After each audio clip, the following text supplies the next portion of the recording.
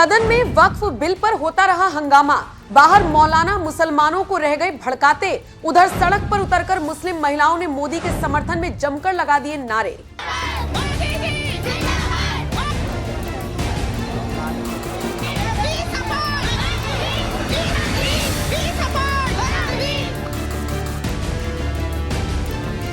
नमस्कार, आप देख रहे हैं एनएमएफ न्यूज। आपके साथ मैं हूं नम्रता चौधरी। आखिरकार वो दिन आ ही गया जिसको लेकर पिछले काफी वक्त से बहस चल रही थी, जिसे लेकर हिंदू और मुसलमान पक्ष आमने सामने हैं। बुधवार को लोकसभा में वक्फ संशोधन बिल को पेश कर दिया गया, जिसके बाद एक लंबी बहस छिड़ गई। एक दिन पहले ही निर्धारित कर लिया गया था कि वक्फ संशोधन बिल पेश होने के बाद 8 घंटे तक चर्चा का वक्त रहेगा। हालांकि विपक्षी दल इस टाइम लिमिट को भी बढ़ाने की जिद पर अड़े थे। उनका कहना था कि चर्चा के लिए कम से कम 12 घंटे तो मिलने ही चाहिए। खैर, 8 घंटे पर सहमति बनी और बिल पेश होते ही बहस शुरू हो गई। केंद्र सरकार की पुरजोर कोशिश रहेगी कि वक्फ बिल को पेश करने के साथ साथ पारित भी करा लिया जाए। किरण रिजिजू पहले ही इस बात का ऐलान भी कर चुके हैं। एनडीए को उम्मीद है कि वो वक्फ संशोधन बिल को लोकसभा में पारित करा लेंगे, लेकिन दूसरी तरफ विपक्षी दल भी पुरजोर कोशिश कर रहे हैं कि इसे पारित न होने दिया जाए। इसका अंदाजा आप इसी से लगा सकते हैं कि कांग्रेसी इमरान प्रतापगढ़ी तो संसद के बाहर काले कपड़े पहनकर पहुंच गए। प्रतापगढ़ी के हाथ में तख्ती थी जिस पर लिखा था रिजेक्ट वक्फ बिल।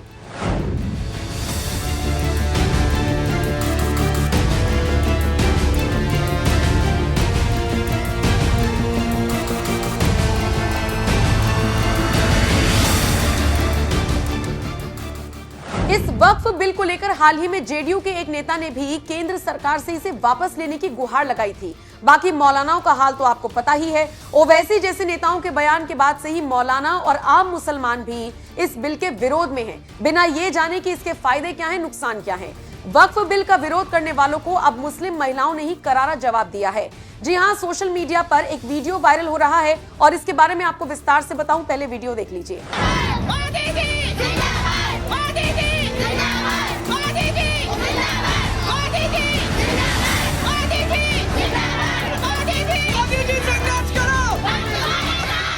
अभी अभी आपने जिन महिलाओं को देखा, बुर्के में ये महिलाएं किस समुदाय से ताल्लुक रखती हैं मुझे आपको बताने की जरूरत नहीं है, लेकिन हाँ, ये जरूर बताना चाहूंगी कि ये महिलाएं वक्फ बिल को लेकर मोदी सरकार के समर्थन में हुंकार भर रही हैं। इन महिलाओं के हाथ में तख्ती है जिन पर लिखा है we support Modi ji, thank you Modi ji, और इसी तरीके के स्लोगन्स लिखे हुए हैं।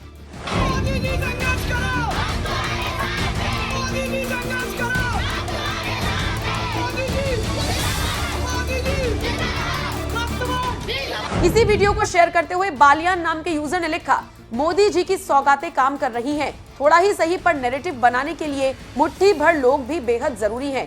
कट्टर पुरुष प्रधान समाज में इन महिलाओं के द्वारा ही सुधार होंगे, इसकी शुरुआत हो चुकी है। एक बार फिर से देखिए कैसे महिलाएं जिन्होंने बुर्का पहना हुआ है वो मोदी के लिए जोर शोर से नारे लगा रही हैं।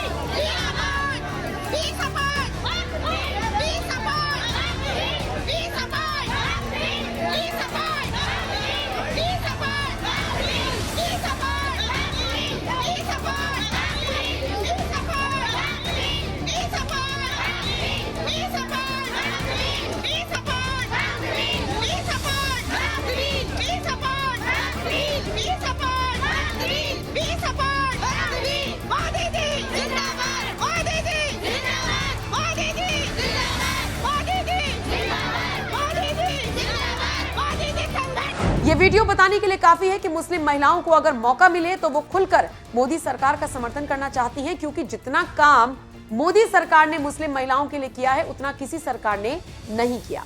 लेकिन लगता है ये वीडियो शायद अखिलेश यादव तक नहीं पहुंचा, तभी तो वो इस बिल को नाइंसाफी करार देते हुए दिखे हैं। सुनिए क्या कुछ कह रहे हैं अखिलेश यादव। जिन लोगों के लिए ये बिल लाया जा रहा है उनकी बातों को तवज्जो न देना, अहमियत न देना, इससे बड़ी नाइंसाफी क्या हो सकती है।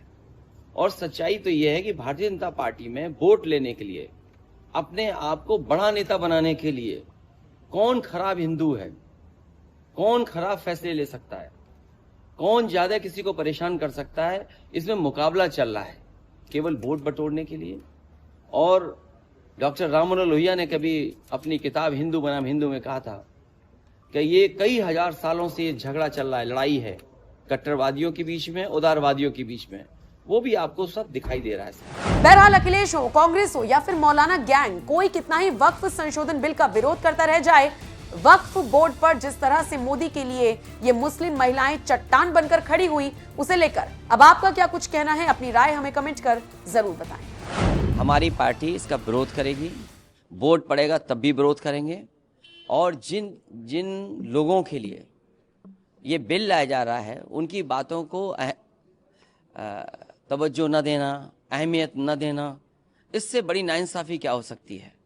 और सच्चाई तो यह है कि भारतीय जनता पार्टी में वोट लेने के लिए, अपने आप को बड़ा नेता बनाने के लिए कौन खराब हिंदू है, कौन खराब फैसले ले सकता है, कौन ज्यादा किसी को परेशान कर सकता है, इसमें मुकाबला चल रहा है केवल वोट बटोरने के लिए। और डॉक्टर राम मनोहर लोहिया ने कभी अपनी किताब हिंदू बनाम हिंदू में कहा था कि ये कई हजार सालों से ये झगड़ा चल रहा है, लड़ाई है कट्टरवादियों के बीच में, उदारवादियों के बीच में, वो भी आपको सब दिखाई दे रहा है सामने। अंतरात्मा या जिस व्यक्ति को जिस कॉन्स्टिट्यूएंसी से जीत करके आता है, कम से कम उन लोगों की भावनाओं को समझना चाहिए। और भारतीय जनता पार्टी तो वो दल है, जमीन बस देख ले, इन्हें जमीन से बहुत प्यार है। उत्तर प्रदेश में हम लोगों ने देखा, आपने भी वो खबरें चलाई थी कि एक ही रात में 15 मिनट में कितना मुनाफा हो गया था। कोई चीज़ 2 करोड़ की थी, 16-17 करोड़ की बिक गई थी। रेलवे, डिफेंस, सबसे ज़्यादा ज़मीन है इनके पास। रेलवे को बेचा इन्होंने, डिफेंस की ज़मीनें बिकी हैं, और अब बचा है वक्फ बोर्ड, उसकी भी ज़मीन बेचने की तैयारी है।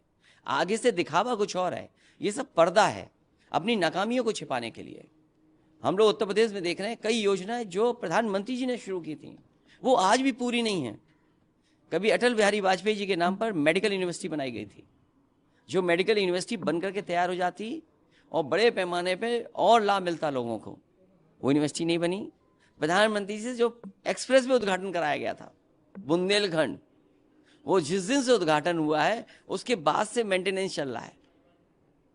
और फिर हमारे मुख्यमंत्री तो कहते हैं कि राजनीति हमारा पार्ट टाइम जॉब है, तो दिल्ली वाले हटाते क्यों नहीं ऐसे पार्ट टाइम।